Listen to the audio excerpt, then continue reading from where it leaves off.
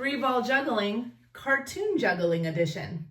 Have you ever noticed that when you're watching a television show that's drawn or animation, any type of animation, and it's a cartoon, they actually don't juggle like this?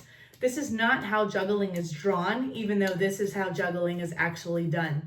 Nope, you see cartoons, they juggle in a circle. And so cartoon juggling is the ability to take one ball and pass it left to right or right to left, depending on what you're doing, instead of going up and then over, okay? So cartoon juggling is being able to take it and go 1, 2, 3, and when you're able to do it in a circle, it truly has the cartoon effect, and it really is going in that round circle. So you're going left to right, pass, then right to left in the throw that we've been used to.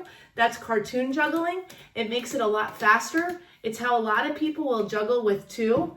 I'll go back to 2. A lot of people will say they can juggle and they'll go like this. No, that's the normal 2-ball juggling that you've already learned. They'll go like this and pass it. If you add a 3rd ball into that, that is actually cartoon juggling. And it's not the typical way we juggle because there's not a lot we can do out of it, but it's still a fun trick to be able to do. And you can be able to do it both ways. So that's cartoon juggling. It's the exact way that it looks like when you're watching any sort of animated picture and they're juggling. Now you know. Hey, what you're doing is amazing. Keep it up. You are incredible.